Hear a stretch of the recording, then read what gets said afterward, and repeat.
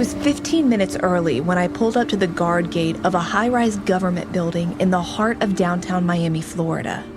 I could already tell it was going to be a hot day. It was 10 in the morning on the dot, and apparently street sweeping day or something, because there wasn't a single car parked on the nearby streets, which is really odd for downtown Miami.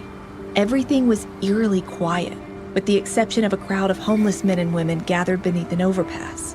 A middle-aged man caught my attention as he walked out of the guard gatehouse in front of the high-rise. I rolled down my window and he asked me for my ID. He quickly glanced at the card and wondered why I was visiting. I told him who I was there to see, and then I watched him walk back into the guard gatehouse, make a quick phone call, and return. He validated my story, but didn't just wave me in. He actually asked me to open the trunk of my car. After he looked inside, he proceeded to walk around the car, inspecting the underneath of it with a mirror attached to the end of a pole. Once he was satisfied that I wasn't a threat, he buzzed me through the gate. I quickly drove my car under a large rolling garage door and emerged into a narrow concrete parking deck. And honestly, I wouldn't have expected any less security from the Miami District headquarters of the United States Marshals. The arrival details were so specific for visitors that they even had a numbered parking space that I had to be in while I was visiting the facility. When I finally parked and got out, I saw a young man outfitted in khaki pants, boots, and what looked like a standard-issue black t-shirt with the Marshals logo on it. He was waiting for me and escorted me to the 6th floor to meet Chief Deputy Marshal Manny Puri. My name is Manny Puri. I'm an Assistant Chief Deputy Marshal in the Southern District of Florida, based out of Miami. After all of his years as a U.S. Marshal, Manny has landed a big corner office with a window view that looks out over downtown Miami. But it only took me a few seconds to assess him and realize that Manny didn't come across as a desk guy. In fact, he wasn't how I imagined he'd look at all. He was middle-aged, tall, very muscular, and had a graying beard and shaved head. I noticed he had a lot of tattoos on his arms and spoke with a distinct New York accent. Right away, I suspected at one point he may have worked undercover and definitely worked street cases in the field. Just his tone and overall demeanor right off the bat told me he'd seen some stuff. And he proved me right when he told me how he started his career with the U.S. Marshals in Washington, D.C. in 1997.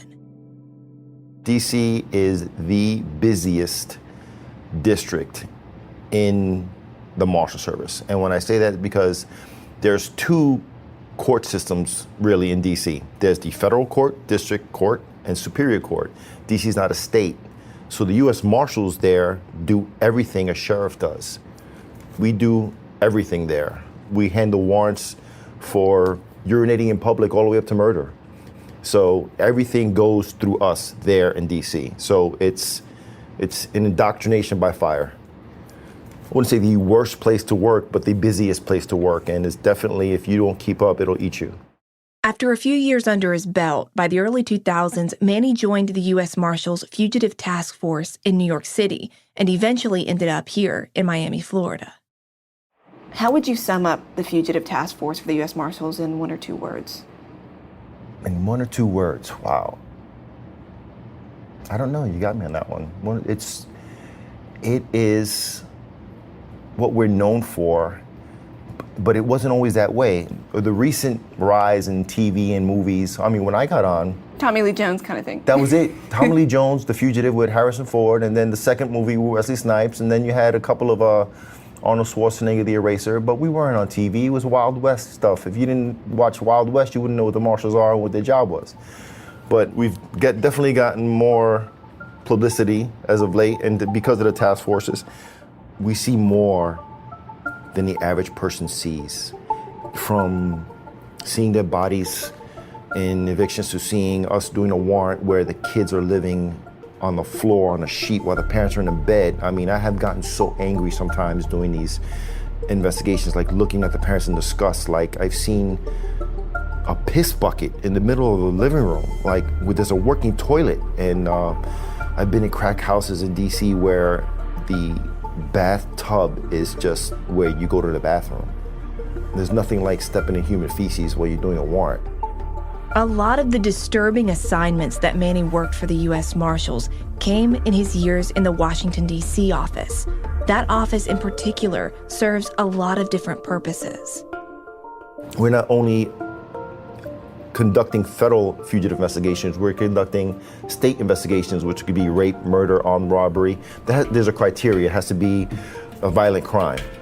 Do you think the average public would be surprised of how many fugitives in a single city are being sought by the U.S. Marshal Task Force?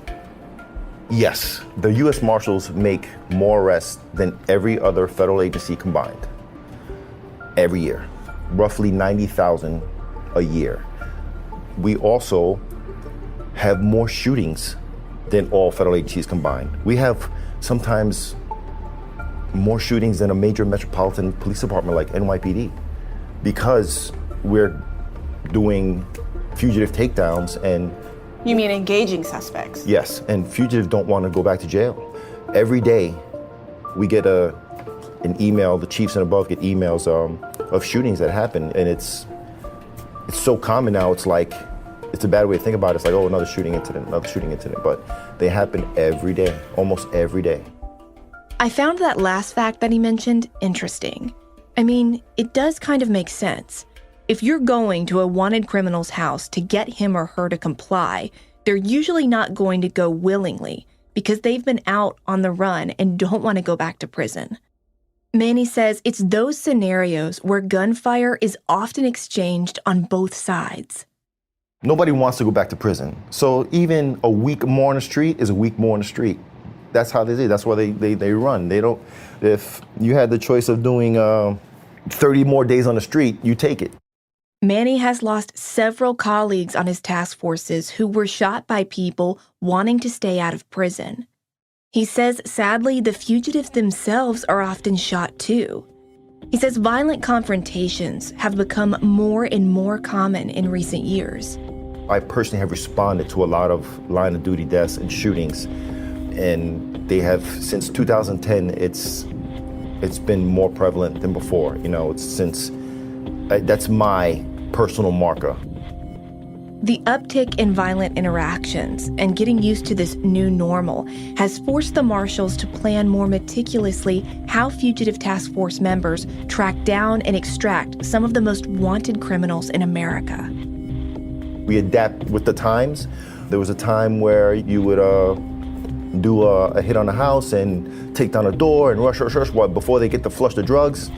Marshal Service mentality now is we don't care about him flushing the drugs, we care about our deputy going home. I admit it, back in the days in DC, me and my partner, two of us, we'll go knock on the door. I'd take the house caddy corner and he'd take the front door, and it'd be a misdemeanor warrant, but it's a warrant. We was going to jail, and that's the way it was done back then. It was caddy corner. Now it's, you guys got to bring 10 guys there. You got to take each corner of the house. One car is designated as an emergency vehicle. Everybody has a route to the hospital and the GPS. I mean, there's just planning on top of planning now because we are adapting. They are adapting, so we're adapting. But even the best laid plans can go off the rails fast. A reality Manny himself found to be true while staring down the wrong end of a wanted gang member's gun. I didn't have any vest on. I had one magazine, one gun. He pulls the gun up to the front window and we exchange shots.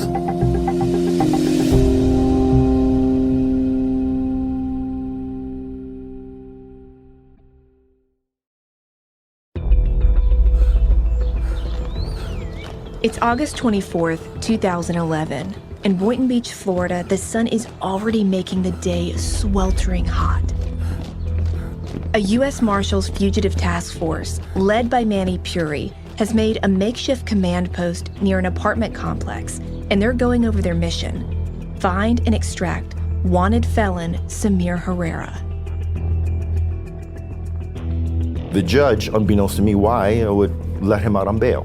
So he's out on bail. While on bail, Samir Herrera commits a home invasion and stabs somebody up in the home and robs them. The guy doesn't die, but now he's wanted for attempted murder, home invasion. So we get the case of Samir Herrera. I think he made it a year on the streets before he did this again. This was all a gang. I think the name of the gang was the Latin Syndicate. And so he was part of this gang. So we used investigative methods to track down where he was. His girlfriend had worked as a nurse in a hospital in Broward County, and she was also a gang member as well. We located him in a complex in Boynton Beach. We developed a plan. We were in a meet spot. The plan did not go as planned because we were gonna hit eyes on in the house. We had one guy already parked in the parking lot. We were following them. The girlfriend came. Samir came down with the dog. Did not park, didn't go in the house. Went back in the car. So I'm talking all this on the radio to the guys in the parking lot, thinking they're coming. So we're gonna pin this guy in the car. A malfunction in the team's radio system prevented Manny's play-by-play of Herrera and his girlfriend's movements from getting through to the rest of his team waiting on the other side of the complex for instructions. He didn't know that no backup was coming, and Manny approached Herrera's car. When I went to pin this guy in, there was nobody, just me, my partner, Dan Licata, who's now the warrant supervisor here, Sean Sandler, and I didn't have any vest on. I had one magazine, one gun, because that's not the plan. The plan is to watch this guy, go in, go back to the meet spot, tack up while Sean's still watching the house, and go hit the house. I block his car as much as I can. Make a long story short, he pulls a gun up to the front window, and we exchange shots. He reverses. He had a Nissan Altima, which is a great car for stopping bullets, I found out. So he knocks an F-150 over, literally on his side. He hits it so hard in reverse, he knocks the F-150 on the side. I remember seeing the truck fall in slow motion. This is a long complex, so he guns it through the complex. Now we go all going. This is a slow motion part for me. I'm trying to be conscious of how many magazines I have, how many bullets I have left. So we get into a chase. He starts somewhere, he crashes in the other end of the development. What we heard from witnesses is he tried to bail out. He crashed into an elementary school. This is after hours. He passed out from blood loss. We take him into custody. His girlfriend was in the car too. She actually ended up getting grazed too with bullets. We couldn't find the gun for a while. We had the casings, we knew it was, but some gardeners found the gun in the bushes 2 months later. It was green, it was camouflage Glock. So it was hard to find. Despite the violent change of plans, Manny was uninjured, and Herrera did survive to face justice. 33-year-old Samir Herrera left federal court in West Palm Beach today in a wheelchair after his pre-trial detention hearing. Marshals say Herrera opened fire on them in an apartment complex in Boynton Beach as they tried to serve him a warrant. When the dust finally settled after Herrera's arrest, Manny and his team came to a disturbing and dark conclusion as to what would have happened if their plan at the apartment complex had gone how they originally intended. His bedroom window was overlooking the courtyard, so we would have to breach the outside gate and then breach a door in front of a bay window. Very hard to do, even with 2 shields. And when the SWAT team afterwards hit his house, because we saw somebody else in the house while this was all happening, they found him, and they found in his bed an AK-47, a sniper rifle, some handguns. So he could have just pointed down at us and killed us all, or saw us coming. So it was bad that we had a shooting on the outside, but it was good that we caught him on the outside with only a handgun instead of all the weapons he had upstairs. Skirting death and the Herrera arrest is just one example Manny told me about that demonstrates how dangerous his job really is. And I think it also speaks to how dangerous wanted fugitives can be to greater society. A high-speed chase and shootout initiated by a felon on the run can put so many people in harm's way. And Manny has seen firsthand how far fugitives will go to avoid apprehension. And some of these stories are seriously dark. There are plenty of fugitives that have military backgrounds. They know how to shoot on the move. They know contact cover principles. They know things like that. We have had fugitives jump from 5 stories and not make it, or try to make it to an adjacent fire escape and not make it. Those kinds of things were all actions I expected fugitives would do, but I did not expect what Manny was about to tell me next. They train their dogs to attack us. It happened to us here. And, you know, people can't handle the fact that they just shot a dog. They removed the voice boxes so you can't hear them barking. And they do some devious things. That's like, dark. Yeah, yeah. As surprising as some of Manny's real-life examples like this were, I sort of expected a certain level of depravity from violent offenders who want to keep committing crimes. I was completely unprepared, though, to learn that that's just the tip of the iceberg. There are much worse ways that fugitives try to outsmart the U.S. Marshals. There's some really movie-time devious things they do, razor blades in the stair banisters.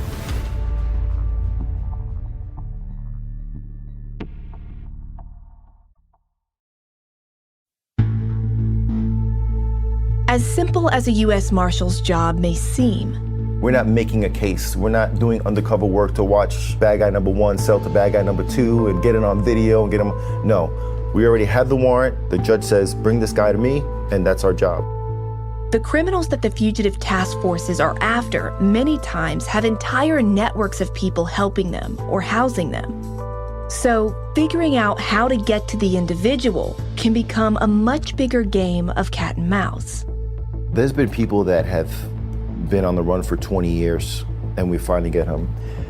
There's been ones that just slipped through the system through technical error that had lived on a run, and they weren't really hiding at all. Criminals can work the system. We have fugitives that never stepped foot in the United States before. They're in Colombia, and they're part of a drug trafficking organization. They've never been here, so it's very hard for us to work those cases. Manny says that the criminals who fall into those categories most often try to avoid capture by hiding. I've seen some good hiders. I mean, people in the washing machine, people underneath a sink. Imagine being at that stress level all the time. The door knocks, the postman comes to the door, you're hiding in the bathtub or something like that. It must be stressful, you know, to live your life that way. Yeah, that lifestyle does sound really stressful. But for the criminals, it is a way to survive. Manny says because a lot of fugitives are affiliated with larger criminal enterprises, they don't want the U.S. Marshals to find out where they're harboring whatever illegal activity they're wanted for. And that's where he says their creativity in concealment graduates to a new level. There's some really movie-time devious things they do, razor blades in the stair banisters, hidden compartments to hide drugs and guns. There was one place in Washington Heights in New York. I mean, it's sophisticated stuff, and this is an old project apartment. We got the guy to show us the hidden compartment, and it was a car alarm that you open your door, and you had to put in a safety pin at the same time, or paper clip, inside a hole. The end of a paper clip is small, so you have to know where this hole is on the door. Put it in there, and hydraulics would open up, and you couldn't see. It was seamless. It opened up, there was 3 kilos of cocaine in there and a gun. Like, these hidden compartments are like, people who do them in cars, and they are like, it is genius. It is genius. If they made it a legal trade, it would be phenomenal. For Manny, it's not the shooting, stabbing, or even modified attack dogs that are the most disturbing tactics used by fugitives. He says the worst methods used by wanted felons is when an innocent person's life becomes collateral, forcing U.S. Marshals into impossible situations. Countless times, fugitives, big tough men, I'm not going to jail, will answer the door with the 2-year-old in their hand. I'm like, what kind of man does that? What kind of father does that? And they do it constantly. Do they do it so that they don't get shot at? Yes, they do it so they don't get taken down, or how do you use a baby as a shield? How do you do that? Like, it was done a week and a half ago with us here. A week and a half ago, and I have the pictures to show you. He doesn't take any enjoyment when an arrest means a family will be split up. You go home with that now. You go home with that, I just took somebody's father away, especially if you're a parent. That builds and builds and builds on you. He doesn't like taking away parents of young children, but in the end, he knows it's often for their safety. I remember, never forget, there was a duplex apartment in a high-rise in the Bronx, and we had just taken the husband outside, and we walked in. We were looking for his wife, I believe, and there was an infant 6 months on the bed and nobody in this house. And we're searching everywhere. And I said, I know the husband didn't leave his infant in the bed. We were looking, all right, and I just yelled. I said, okay, we're gonna take the baby to family services if you don't come out. And this woman poked her head in through the window from the 30th floor. She was out on the ledge the whole time. And this is winter. And I was like in shock. She's like, okay, I'm coming. So people will do crazy things to hide. I've seen people like cut out the middle of the bed. People are geniuses when it comes to, if they had their plan to hide, we have to have a plan to find them better. As we wrapped up our interview, I once again found it almost ironic. Manny has this giant view of South Florida all around him just outside of his office window.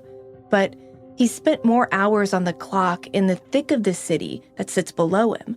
He spent more time trying to understand the dark corners where criminals congregate than he's ever spent filing papers underneath his fluorescent lights.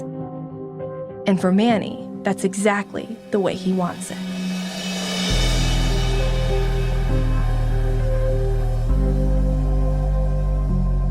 This episode of Dark Arenas was written and produced by Delia D'Ambra, with writing assistance from executive producer Ashley Flowers. You can find pictures and all of the source material for this episode on our website, darkarenas.com. Dark Arenas is an Audio Chuck original show. So what do you think, Chuck? Do you approve